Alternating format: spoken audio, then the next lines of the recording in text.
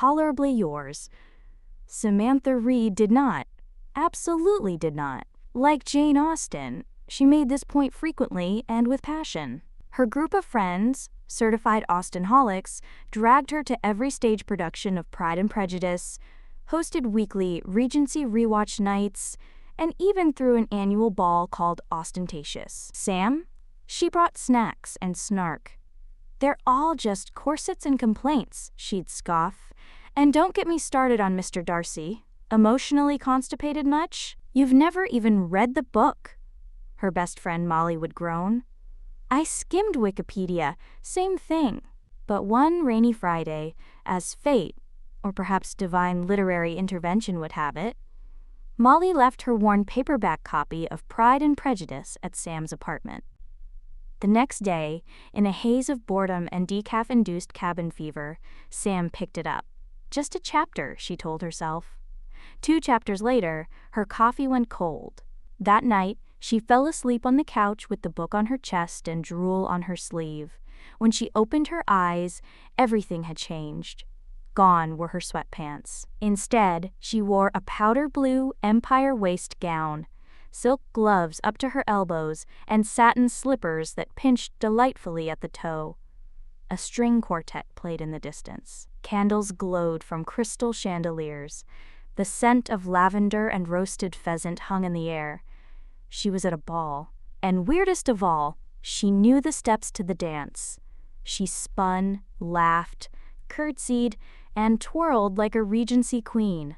Her heart thundered with joy, giddy like a girl in a fever dream, which, frankly, she was.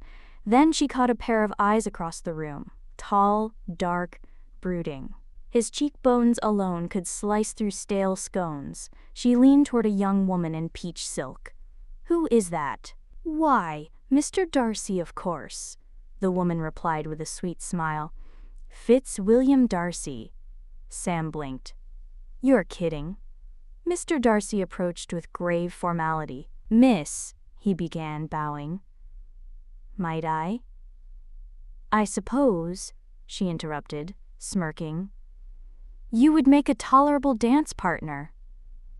He paused, visibly confused. She giggled. They danced, and danced again. By the end of the evening, they were chest-deep in romantic subtext. On the terrace, under the moonlight, Mr. Darcy turned to her, voice full of tortured devotion. "Though I know nothing of your family or fortune, I find myself utterly captivated. Might I presume to ask for your hand?" Sam's eyes sparkled. "I thought you'd say something like that." He looked constipated with emotion. "Again," she grinned. "Sure, why not? This is clearly some kind of sleep-deprived literary fever dream anyway." Then he kissed her, and she woke up. Flat on her couch, hair a mess, Jane Austen's book sprawled across her chest like a smug cat. The TV blinked blue. Her phone buzzed with missed messages. She sat up, groggy and full of strange longing. Then, a knock at the door. She opened it, and nearly fainted. There, in a perfectly ordinary t-shirt and jeans, stood Mr. Darcy. Well, not exactly. "I found these gloves in the hallway," he said. "I think they might be yours." He held up the silk gloves from her dream. Sam blinked. "Darcy?" He furrowed his brow.